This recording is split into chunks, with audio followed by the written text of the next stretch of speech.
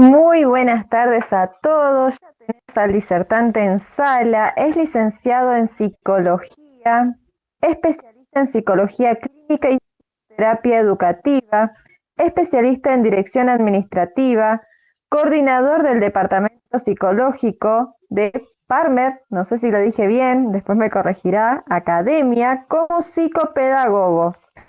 Jurado de sustentaciones psicológicas de estudiantes de la universidad donde se recibió como licenciado en psicología, la Universidad Católica Sede Sapientae, y es experto en evaluación, diagnóstico y tratamiento de diferentes trastornos en población infantil, adolescente y adulto. Es el licenciado David Romanville, representando a la Red Educativa Cultural José Antonio Encinas de Perú.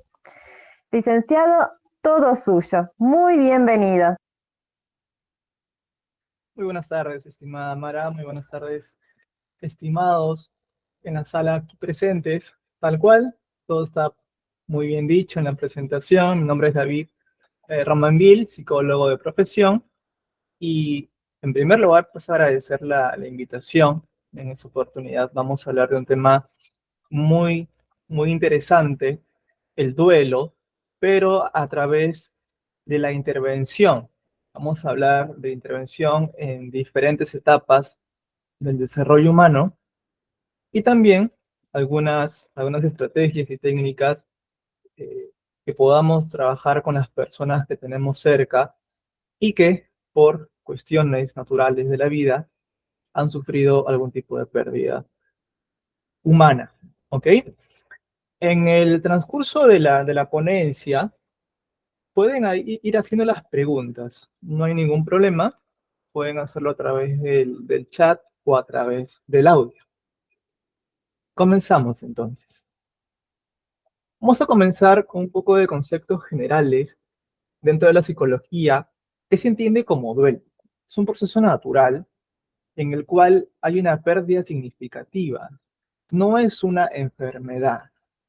Y esto tiene que quedar muy claro porque por lo general a los más pequeños, luego vamos a ir a detalle, pero a los más pequeños, cuando una persona fallece, se asocia mucho esa pérdida como si fuera algo trágico, una enfermedad incurable, sucedió algo mágico, ¿no? Que casualmente no permite que la persona, en este caso el menor de edad, pueda elaborar bien esta experiencia de vida. Es una experiencia única, intransferible. No hay dos duelos iguales, así como no hay dos personas iguales. Eso es importantísimo porque la vivencia de una persona que está atravesando un duelo no va a ser siempre la misma, ¿no? Son experiencias totalmente distintas y hay que respetar también el proceso, las etapas del duelo, ¿no? Sabemos que la última etapa es la aceptación, pero antes de la aceptación pasamos por una etapa de negociación, pasamos por una etapa de ira, por una etapa de depresión, y no siempre la etapa del duelo va a ser lineal, no siempre la persona va a experimentar en orden todas estas etapas. Por eso se dice que esta experiencia es única, es única. La aceptación de la pérdida será la estación final del proceso, que vendría a ser la aceptación. Hay cambios en uno mismo, todo lo que dejó a esta persona a nivel psicológico, a nivel espiritual, a nivel físico, en sus relaciones. Es muy natural que cuando una persona fallece, en la familia, por ejemplo, se sigan realizando ciertas actividades conmemorativas hacia esta persona. Algunas las recuerdan mediante un cuadro, mediante algún arte que hayan dejado, ¿no? Parte de las relaciones interpersonales. Por eso aquí hablamos mucho del respeto hacia casualmente estos tipos de medios donde uno recuerda al ser y ya no está físicamente. En la espiritualidad, aquí hablamos pues de personas que la religión, independientemente cuál sea la religión, hace que una persona pueda vivir la experiencia de diferentes maneras. Conocemos que hay religiones donde cuando la persona fallece, se dice que trasciende ya a otro plano, trasciende a un plano que no es terrenal, donde están en la presencia pues de Dios, digamos, ¿no? Hay religiones donde no se tiene este concepto, sino que la persona reencarna, por ejemplo. Y así podemos ir hablando de diversas religiones, ¿no? Y en la filosofía de vida, voy a asociar la espiritualidad con la filosofía de vida. Por ejemplo, en la consulta clínica, yo he tenido bastantes casos así, donde los jóvenes, más que todos los jóvenes adolescentes, me dicen, ¿no? Psicólogo, desde que falleció mi padre, yo ya no creo en Dios. Asocian la espiritualidad con el duelo, ¿no? Y ya cambia su filosofía de vida. Me ha tocado también atender a señoras viudas que en la experiencia de vida que han tenido, ¿no? Vamos revisando la historia de vida y veíamos que a esta persona le gustaba escuchar un tipo de género musical, digamos una cumbia, una bachata, por ejemplo, pero que a partir del duelo, esta persona ya no quiere escuchar más esta música, porque trae a su recuerdo todas aquellas vivencias, ya cambia su filosofía de vida. Si esta persona antes iba a algunas reuniones y bailaba con estas canciones, pues ahora ya no lo hace. Entonces, estamos hablando que el duelo arrastra también unos cambios de conducta muy significativos en la vida de la persona. Por eso es importante entender justamente lo que estamos viendo ahora en pantalla. Hay determinantes en el duelo, es decir, hay diferentes aspectos que hay que tener muy en cuenta para aterrizar la ayuda específica en la persona, ¿no? Repito, no hay dos duelos iguales, no hay dos familias iguales, por esto es importante ver los determinantes, tipo de apego. Hay personas que cuando fallece un ser querido, pareciera que no sufren.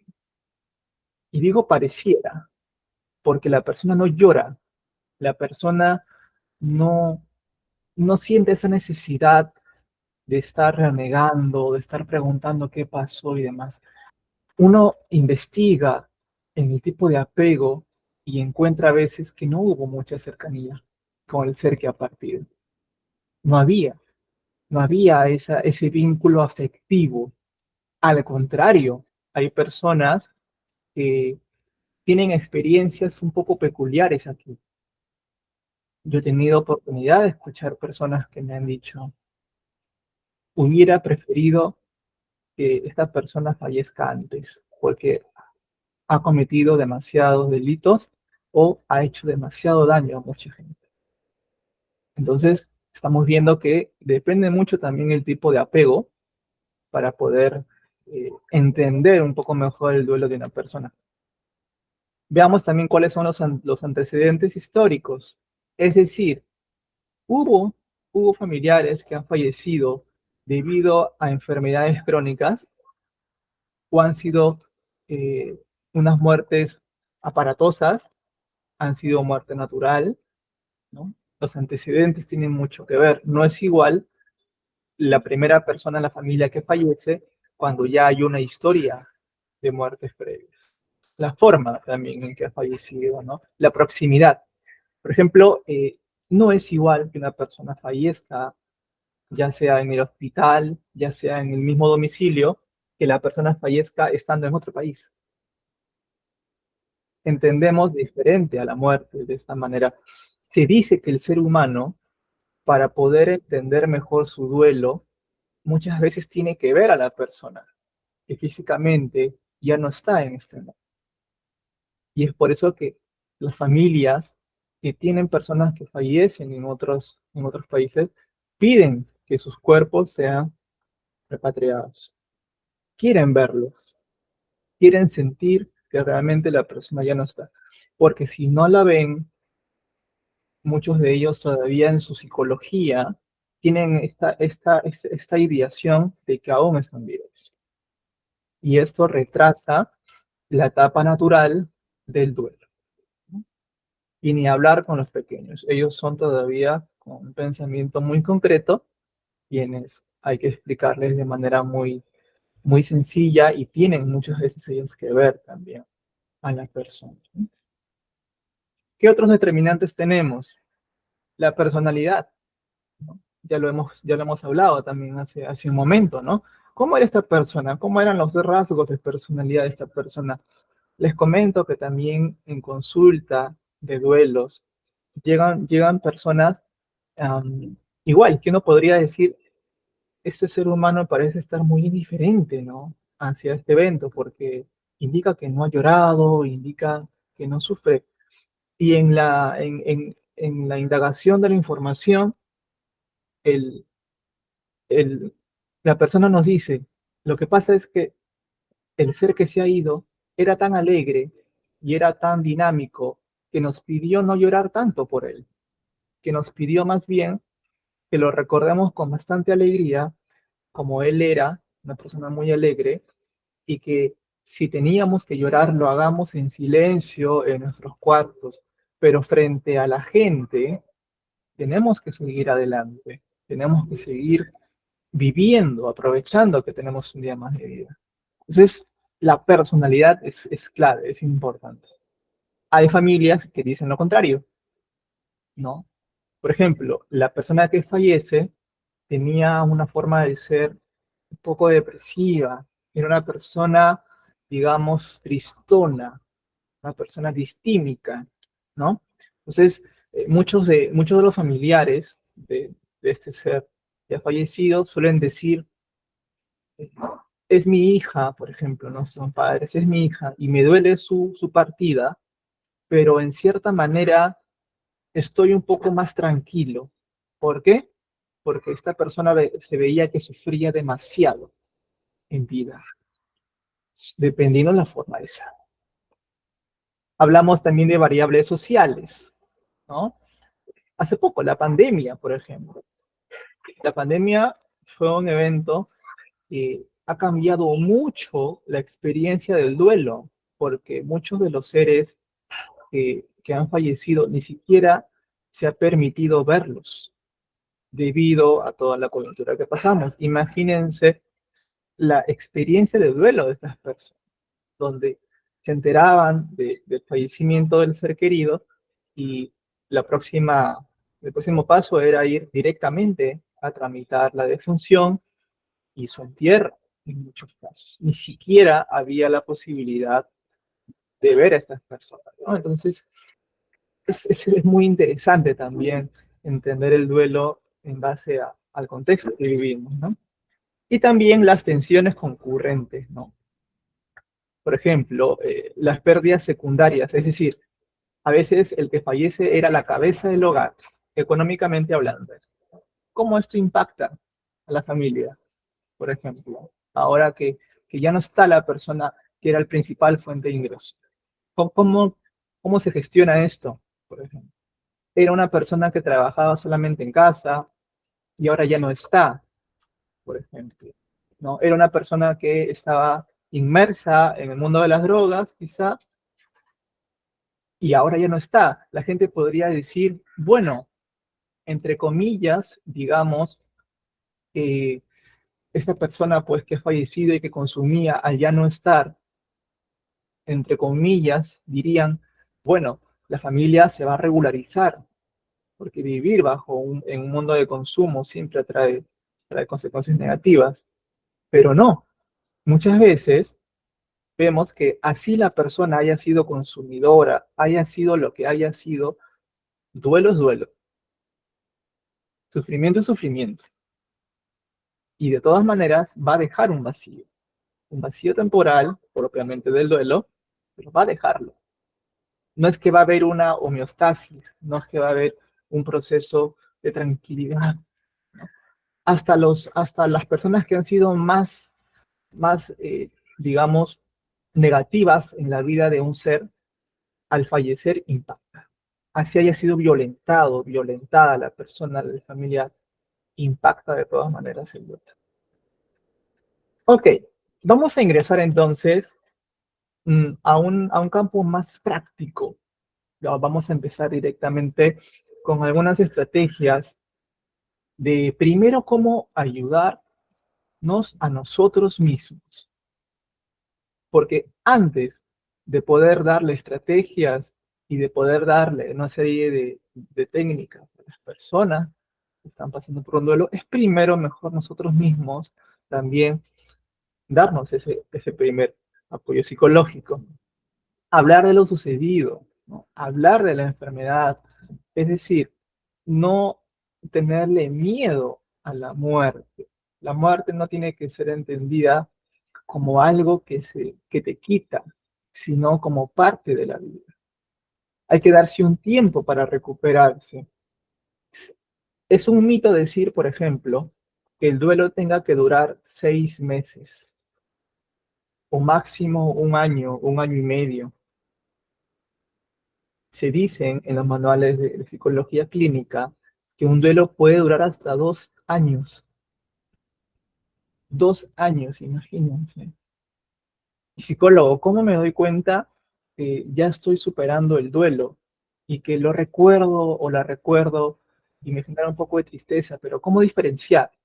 Bueno, el principal rasgo para diferenciar, para saber que uno ya está saliendo del duelo, es recordar sin dolor. Recordar sin dolor. ¿Qué significa? Recordarte me puede generar ternura, me puede generar una añoranza, un deseo. Recordarte puede significar teletransportarme a ese verano o a esa casa, pero ya no siento la necesidad de llorar. Ya no hay esa presión en el pecho que antes sentía, por ejemplo. Ahí nos vamos dando cuenta que el duelo ya está sanando, que el duelo está sanando. ¿Qué más? Permitirse la ira y los sentimientos negativos. Hay personas que les van a decir, no llores. ¿Por qué lloras? Si ya está en un mejor lugar.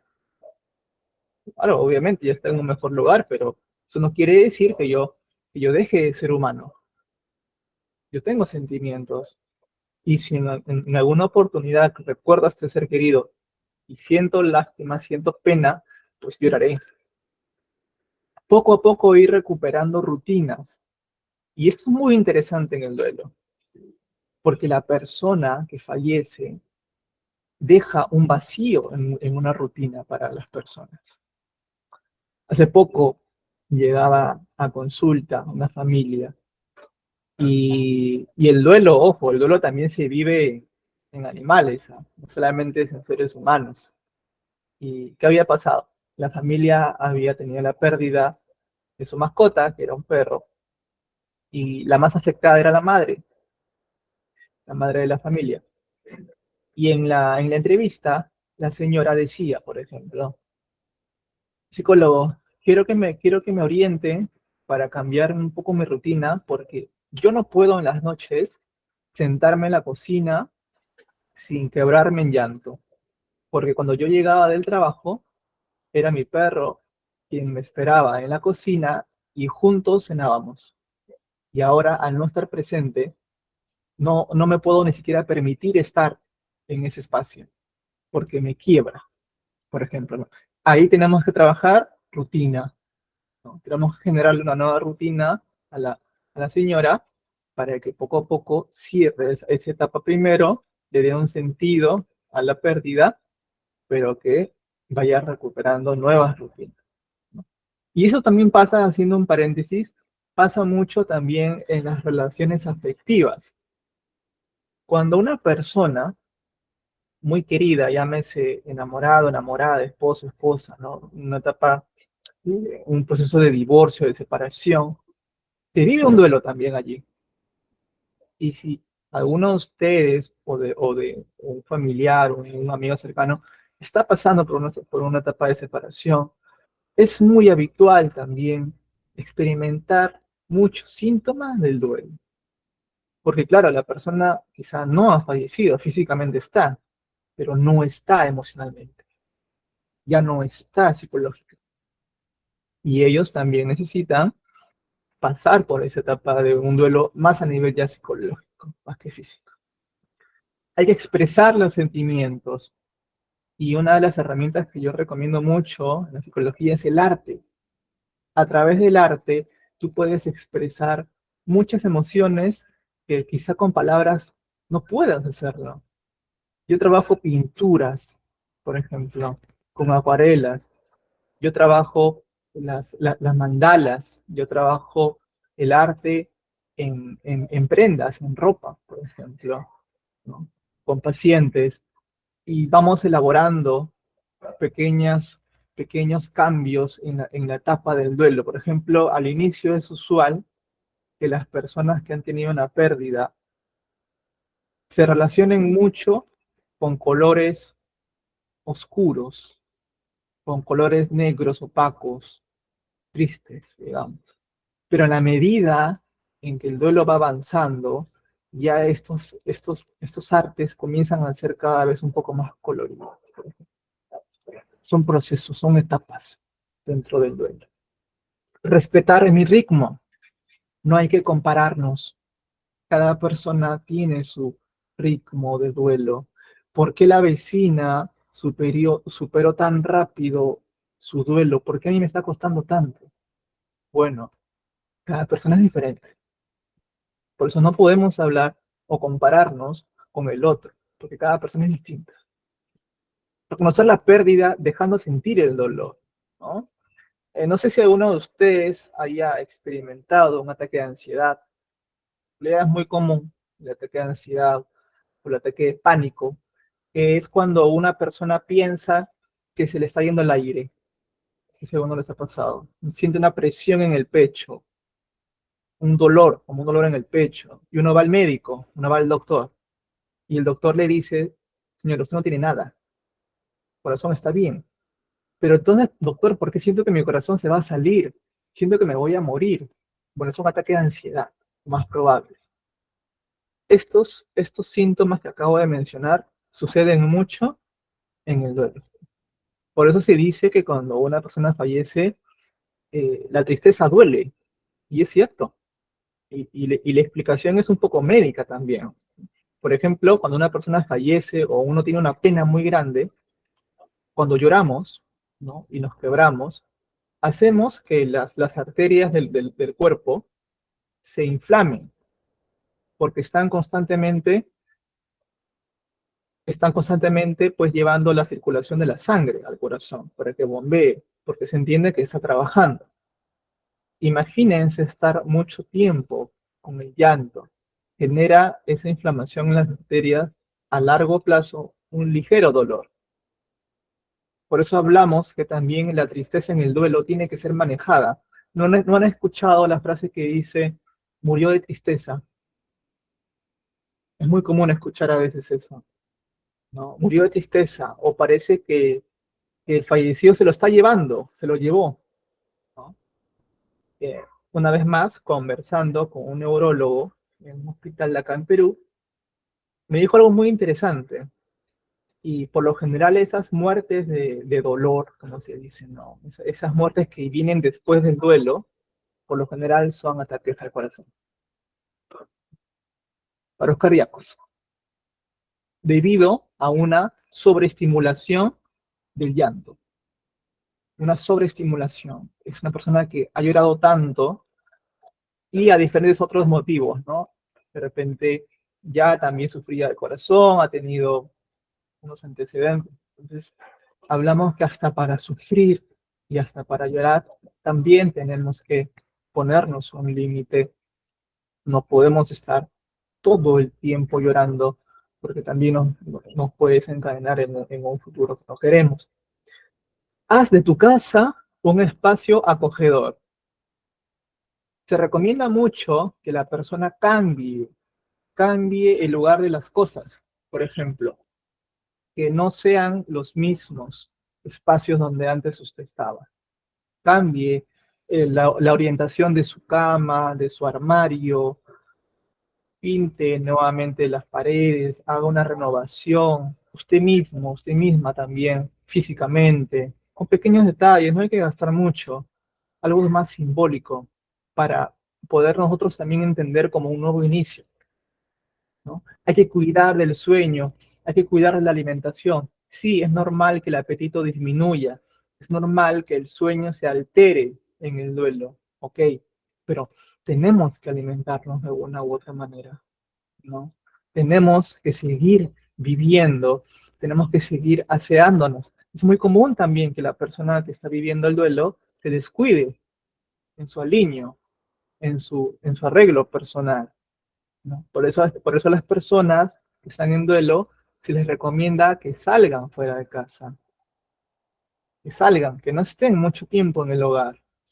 Las cuatro paredes te hacen pensar demasiado, por eso es bueno salir, así sea para tomar sol.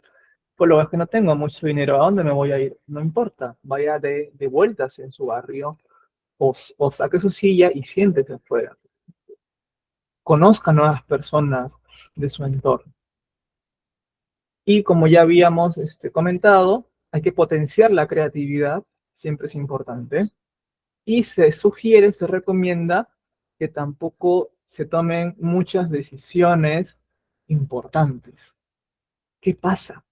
Cuando una persona está viviendo un duelo, a lo menos los primeros meses, no se recomienda que esta persona tome decisiones financieras, por ejemplo, importantes, porque por lo general esta persona sigue todavía moviéndose a través de la emoción, no a través de la razón, a través de la emoción. Y eso hace luego que la persona se arrepienta. ¿No? Cae, pues, sin pensarlo mucho, no puede caer en deudas. Es muy habitual, en deudas o en compras compulsivas. No sé si ustedes han conocido gente que ante una pérdida son personas que parece que viven de shopping, están de compras siempre. Y aquí hay una explicación psicológica también. El duelo lo están llenando, ese vacío, a través de las compras o a través de la sobreprotección. Hay muchas madres o padres que tienen pérdidas y a los demás hijos los sobreprotegen. No, no salgas, llámame, o ¿por qué no me llamaste? No, entiéndeme, he tenido la pérdida de tu hermano, de tu mamá, compréndeme. Indirectamente estamos dañando a veces a la familia, a los hijos. Um, Lamentablemente, bueno, si veo las noticias, estoy un poco enterado de la situación, por ejemplo, en Argentina, lo cual me apena y espero mucho como país hermano, ¿no? Que poco a poco salgan adelante, como acá también, acá en Perú también hay bastante corrupción, bastante inseguridad y demás, pero acá, por ejemplo, ni siquiera en el propio hogar uno puede sentirse seguro, porque el ladrón puede ingresar en cualquier momento a tu domicilio y quitarte la vida.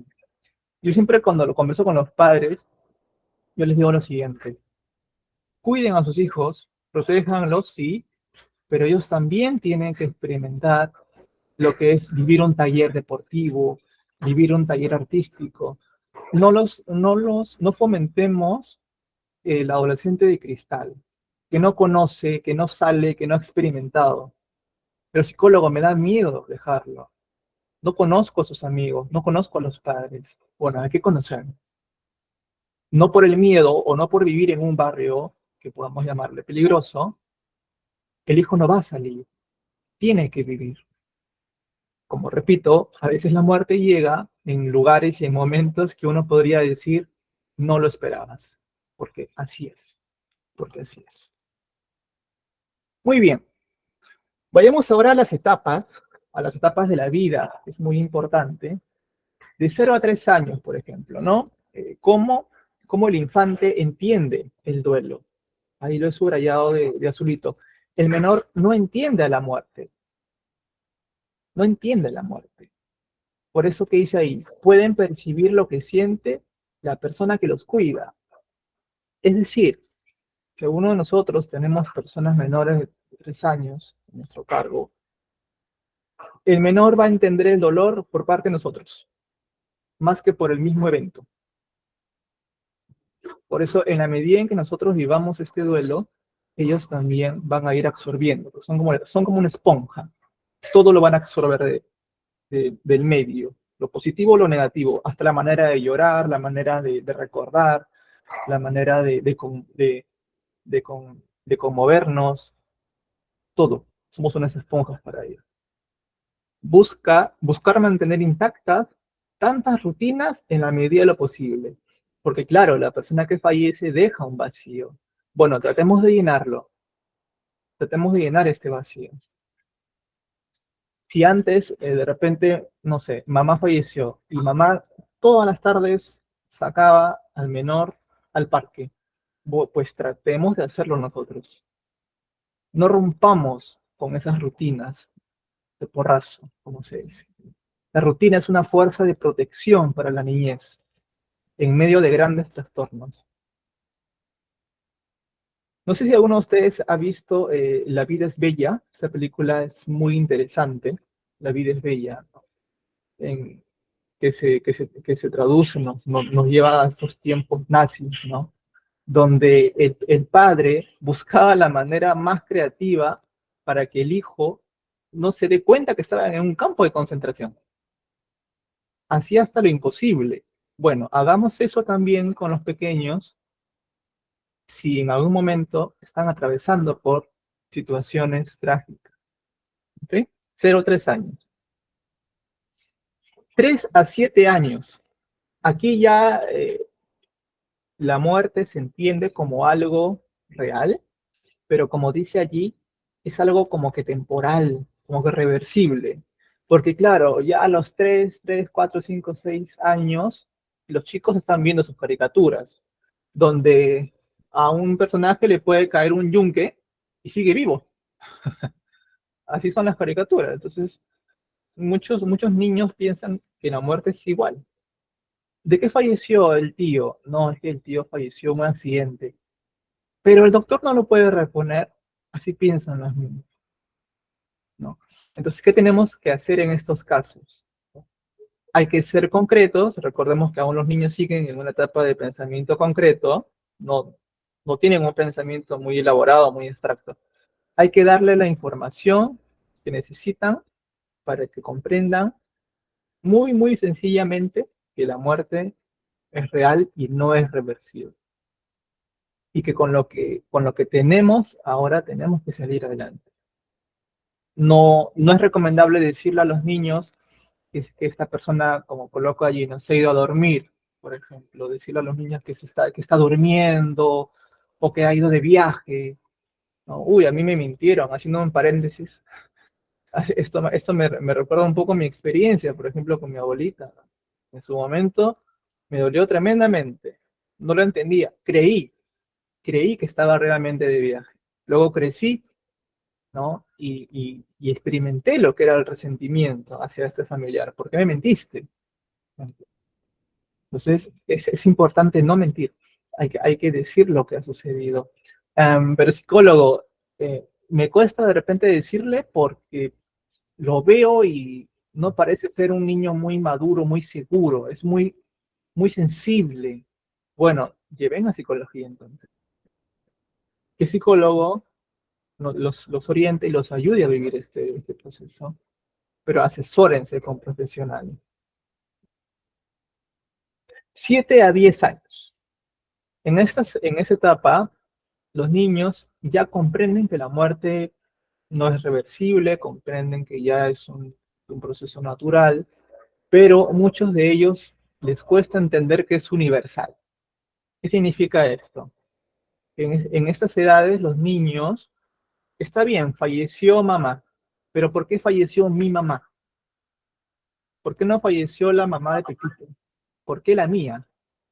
Entonces, llegan a veces ellos a sentirse culpables.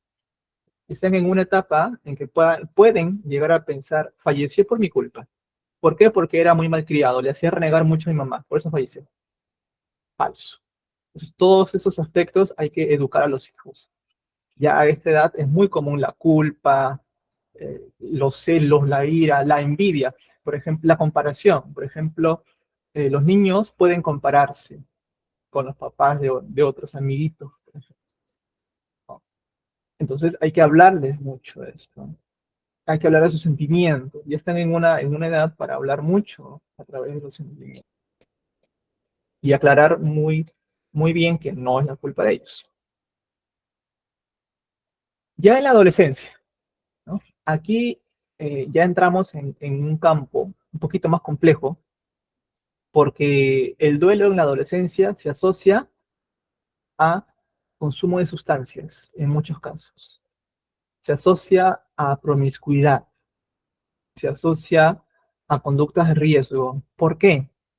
Porque el adolescente experimenta lo que es la frustración, experimenta lo que es darle un sentido a las cosas. El adolescente sabe que el familiar ha fallecido, pero muchos de ellos no logran entender que es parte de la vida y cambian la manera en cómo ven ellos el día a día. Por eso es muy habitual en adolescentes que han pasado por un duelo cambiar radicalmente su forma de ser. Tú eras un joven muy alegre, te querías comer al mundo. ¿Qué pasó? Y en lugar, pues no, de entender las emociones y de hablar, ¿qué hacemos? Juzgamos, criticamos, más nos importa el cuarto del hijo. Es increíble. Yo a veces en consulta hay un menor que está, un adolescente que está en duelo, pero a la mamá le importa poco o nada que se hable del duelo. La mamá quiere que el cuarto del adolescente esté limpio. Con eso la mamá es feliz. Señora, eso ya pasó. El orden, la limpieza, se ha debido de haber consolidado en la etapa de la niñez. ¿Por qué recién ahora? Hablemos del duelo, hablemos de la experiencia que tiene que atravesar el adolescente. Sí, pero que también ordene su cuarto, señor. Ya esperemos que su mujer lo haga cambiar. No puedo aconsejarle más. Hay que hablar de lo que es realmente trascendente. Muy bien. Vayamos a unas tareas ahora para poder casualmente elaborar el duelo, ¿no? Hablar sobre lo que pasó. Hay que hablar, evitar los secretos, porque la mentira tiene patas cortas. Yo, por ejemplo, he escuchado en muchos pacientes que dicen, falleció de un ataque al corazón. Ya, pasan unas semanas y viene otro familiar y me dice, psicólogo, estoy aquí porque me enteré que mi prima no había fallecido de un ataque de corazón, sino que había fallecido por sobredosis. Era una persona depresiva que en una crisis tomó muchos medicamentos y falleció. Y eso no me lo dijeron. Quiero que se me ayude o mejor, quiero que se me ayude a no odiar a mi familia, porque era un secreto. No querían que se enterasen que el familiar había fallecido por sobredosis. Era más bonito, entre comillas, decir que había fallecido por un ataque al corazón. No se miente. Realizar rituales, por ejemplo. No. Hay una técnica muy interesante que es la silla vacía. En la psicología gestal se utiliza mucho lo que es la silla vacía, ¿no? Donde hacemos una despedida con el ser querido que no se ha podido en su momento decirle las cosas que uno quiso decir, ¿no? O reflexionar lo que uno quiso reflexionar. Hablamos aquí también de cartas. Un ritual muy común es hacerle un diario, hacerle un poema y mediante ese escrito despedirnos. Porque sí, el paso final de este ritual siempre va a ser la despedida, la aceptación del duelo. Trabajar las emociones y el dolor a través de mucha empatía, ¿no? Hay que adaptarse al medio en que falleció y recolocar emocionalmente al fallecido, ¿no? Eh, Hay personas que suelen decir, la persona que falleció porque Dios lo llamó. Era momento de partir. Muchas personas dicen esto y muchas personas se vuelven ateas, porque asocian y dicen, entonces Dios es el culpable. Yo no quiero creer en Dios. Claro, porque indirectamente le hemos dicho a la persona que Dios lo llamó. Y esto es a veces bastante interesante de reflexionar, ¿no? Porque la muerte es algo muchas veces, pues, producto de muchas situaciones. No tiene que ser necesariamente una situación ligada a lo espiritual. Y tenemos que cuidar mucho el lenguaje que utilizamos, ¿no? Siempre la muerte tiene que entenderse como un proceso natural del ser humano. Y hay que hablarse de esto en cualquier momento de una plática familiar. No solo esperar momentos críticos, cuando un familiar está muy enfermo o cuando se preste de hablarlo, ¿no? Hay que hablarlo, ¿no? Por ejemplo, en México el duelo es entendido de una manera muy, muy mística, muy espiritual. Ahí asocia mucho también, por ejemplo, al gato, al gatito, ¿no? Y a los colores muy de fiesta, ¿no? La cultura es muy importante y ellos no odian a su cultura. ¿Por qué? Porque no asocian la muerte como tú me estás quitando algo, sino que tú estás pasando a otro campo. Es importante. Ahora, ¿qué no decir a una persona que está en duelo? Evitar los clichés. Sé fuerte. Ya vas a ver que esto pasará. Hay gente que está peor.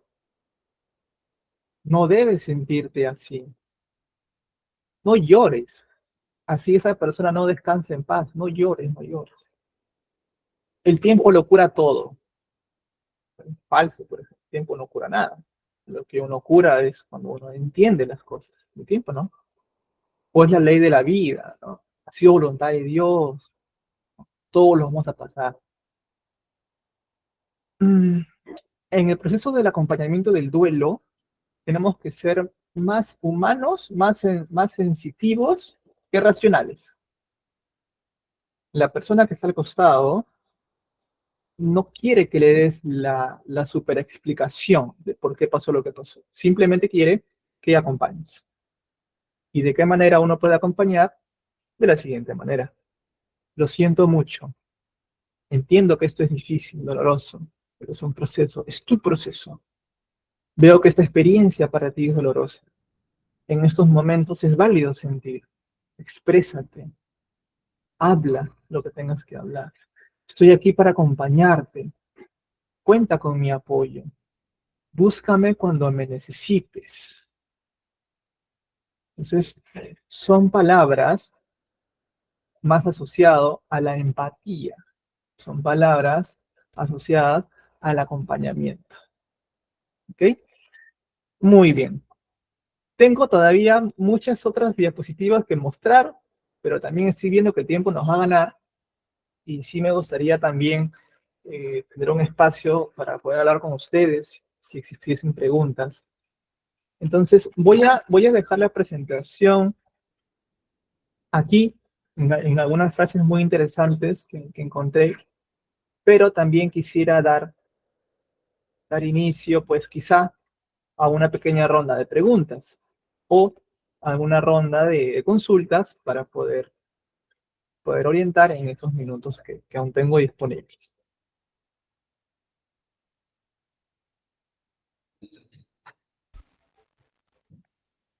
Podemos ir prendiendo los micrófonos, habilitando cámaras. Aprovechemos que lo tenemos al licenciado a disposición en este momento, así que están todos invitados a poder hacer sus aportes, sus preguntas.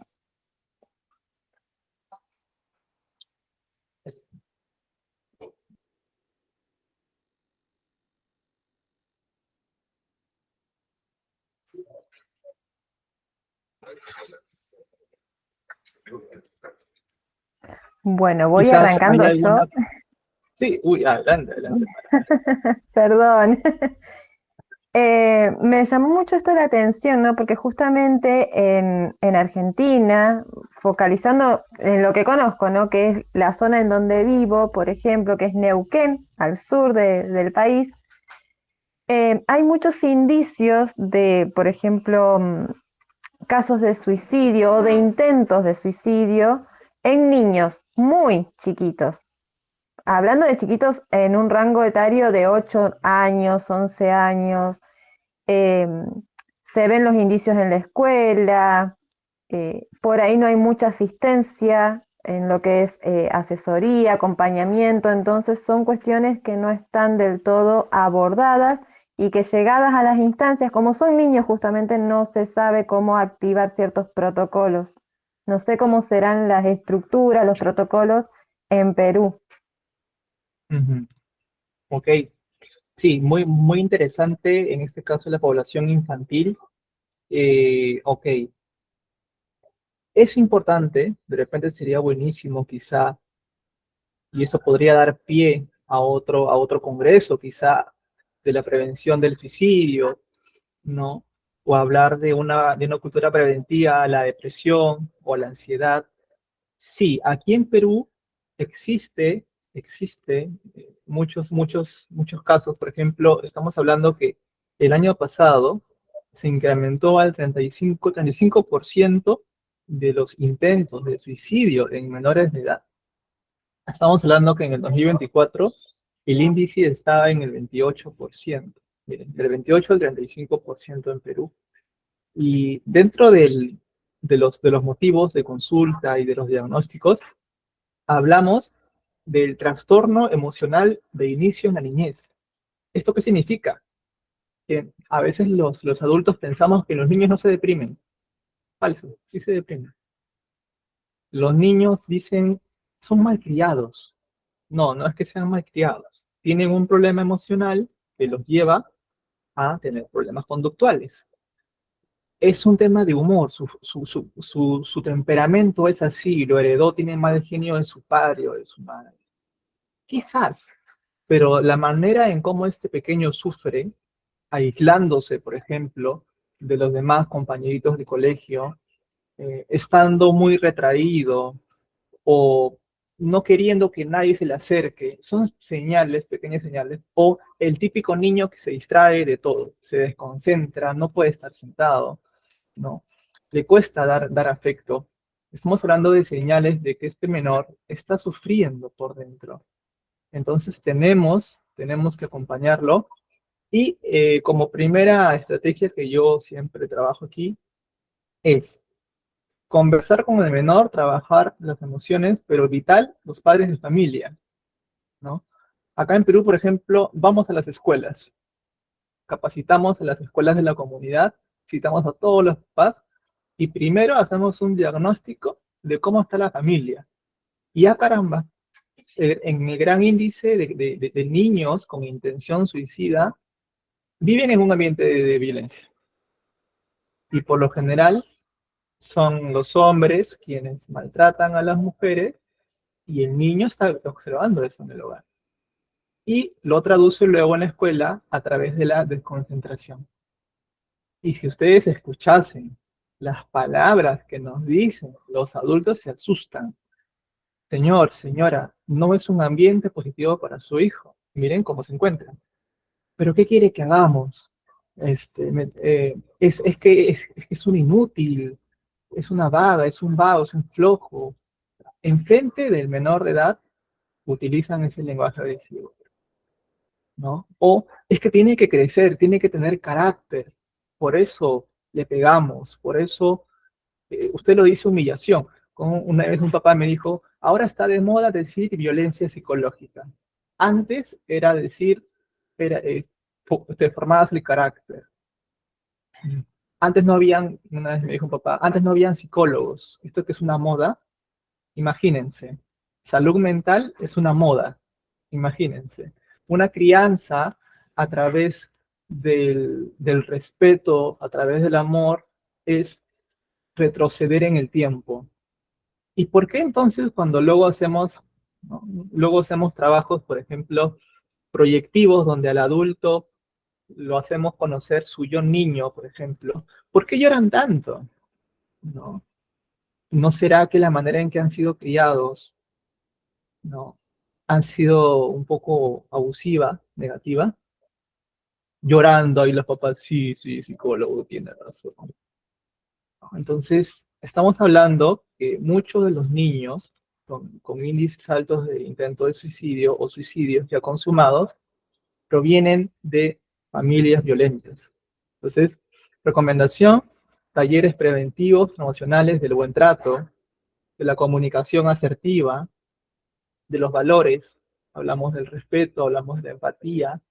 La empatía, qué palabra tan, para mí es una palabra muy hermosa, ¿no? Es decir, antes de hacer algo, yo primero me voy a constatar que lo que voy a hacer no te va a lastimar a ti.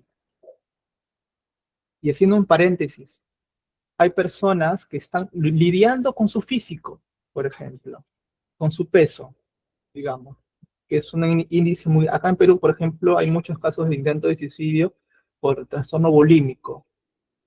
¿Y qué pasa? Viene el profesor o viene el amigo y le dice, oye, tú cada vez estás más flaca. ¿Qué te pasa? Pareces un trapo, un palo seco, cosas así. Y ellos lo ven como broma, pero si para la persona le duele y no es broma, no es broma, no es broma. La broma es cuando los dos se ríen. Si uno no se ríe y le lastima, le duele, ahí queda. Es más, hasta me disculpo todavía. Quizás fui muy atrevido, etc. Lo siento. Entonces, estamos hablando de que la salud mental ahora tiene que promocionarse más, definitivamente, ¿no? Porque los menores son quienes pagan los platos rotos de adultos con falta de empatía, falta de responsabilidad.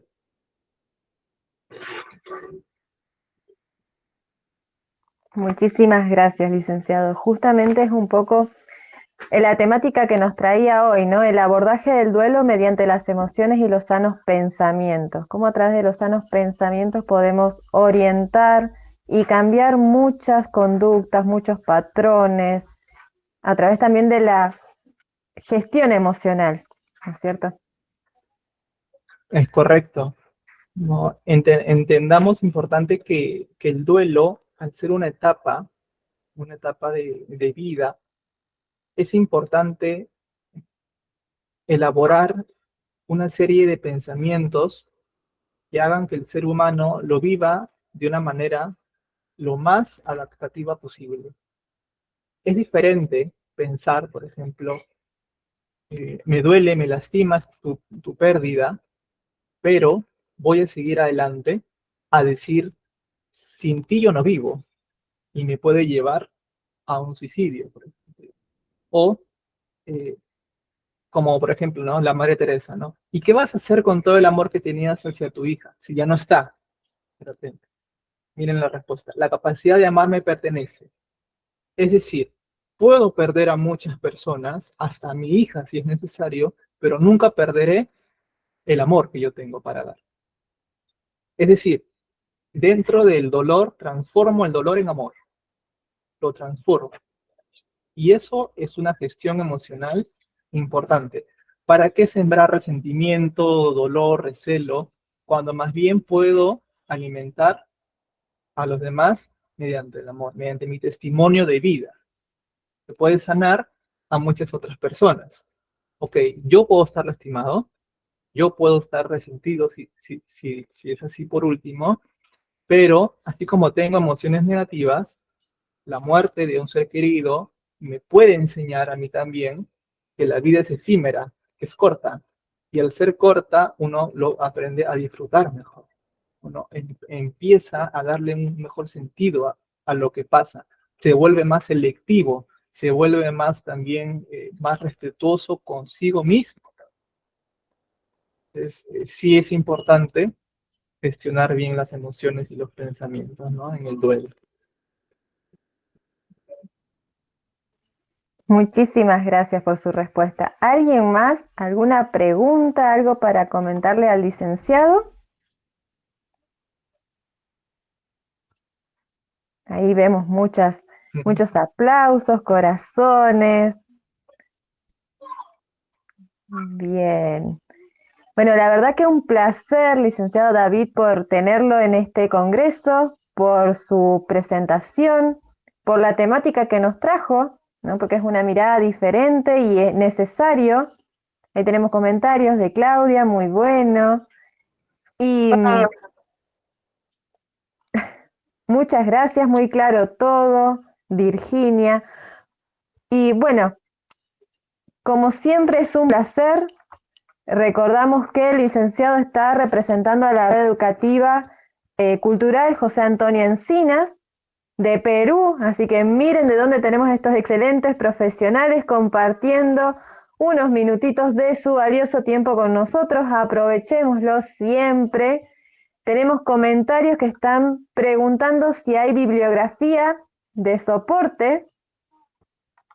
Sí, es correcto. Yo envío material, voy a enviar, justo me estuvo escribiendo un número, Brisa Luna, entonces Sí, por ella le puedo hacer el envío de unos materiales bibliográficos para que se compartan también con todos los oyentes.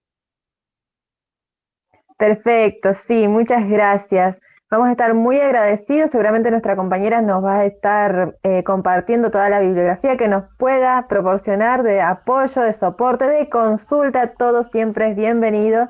Y tenemos unos oyentes que son ávidos lectores porque todo el tiempo están consumiendo y solicitando lectura. Así que, como siempre, muchísimas gracias bueno, por todo lo que compartió con nosotros esta tarde. Y bueno, queda más que invitado a seguir las ponencias y a compartir también con otros compañeros y bueno, agradecerle infinitamente de parte de la institución y de todos los que estamos hoy presentes acá escuchándolo. Muchísimas gracias. A ustedes, muchas gracias. Y quisiera despedirme con unas palabras. Estoy muy agradecido en realidad en específico con Argentina, porque tengo familiares allá y las veces que he podido interactuar con argentinos, siempre me he llevado a una hermosa reflexión. Y algo que rescato mucho, y acá en Perú siempre hablo bastante, es la lectura. No me sorprende, sinceramente, este público pida referencias porque tengo esa concepción en mi cerebrito del país argentino, que es muy leído, que es muy preparado. Entonces, es algo que siempre va a sacar adelante a un país, la información, el conocimiento, ¿no? Y el buen trato. Y siempre a los alumnos, a los pacientes les digo, aprendan felices, aprendan, conozcan algo con esa novedad, con esa curiosidad como cuando eran niños y veían algo por primera vez. Así es el conocimiento, ¿no? Y el conocimiento transforma personas para bien y en esa sociedad que tanto necesitamos. Así que un gusto una vez más haber pertenecido a este congreso y cuando gusten estaré para apoyarlos. Muchísimas gracias. Ya tenemos en sala a nuestra próxima ponente también, a Natalia Novelino, que va a estar compartiendo con nosotros a partir de las 18 horas.